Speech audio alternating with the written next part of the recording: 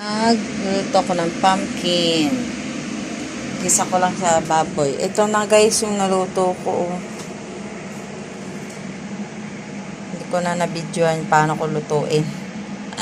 So yan guys. So nagigisa na tayo ng pumpkin.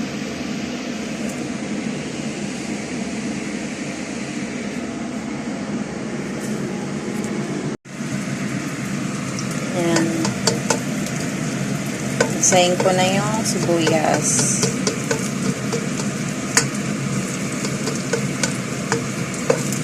Munting mantika lang guys kasi mga inuubo yung mga amo ko, alaga ko guys.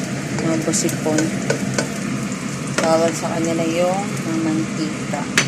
Sobrang mantika. At matoyo. Ayan, bawang. Lagyan natin bawang.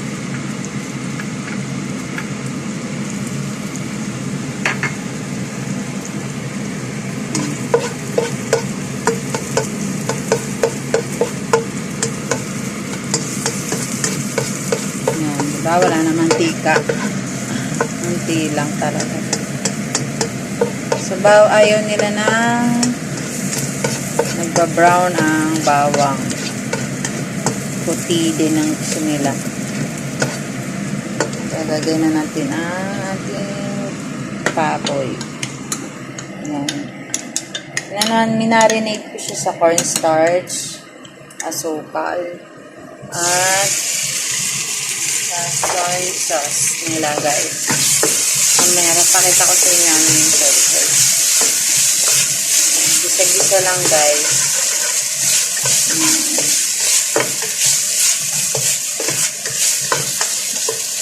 Ang bango. Ito yung soy sauce nila guys. Ito. Ayan.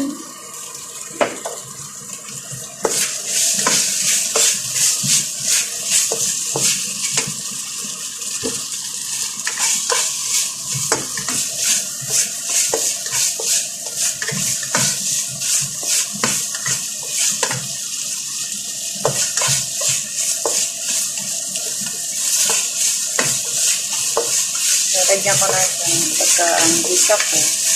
Lagyan ko siya ng tubig. Yung tubig lang guys. Para lumambot yung karne.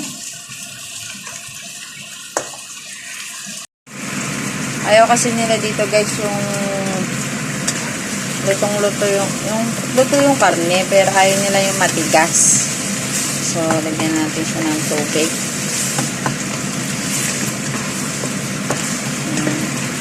Natin sa tubig.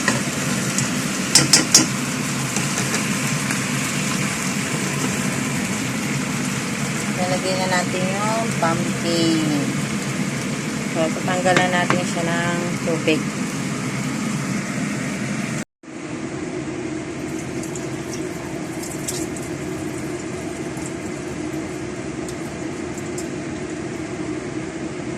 Guys. Malinis naman yung kamay ko guys. Nagugas ako. Nagugas ako guys. So, lagyan na natin yung pumpkin. Ayan guys. Kunting pumpkin lang kasi may 2 dish na to eh. Para may ulam yung mga bata.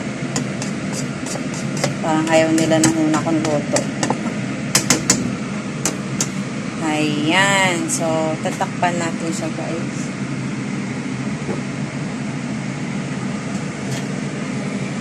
Tatakpan na natin siya guys. Ayan na. Ito natin siya na within 5 to 10 minutes. Bye.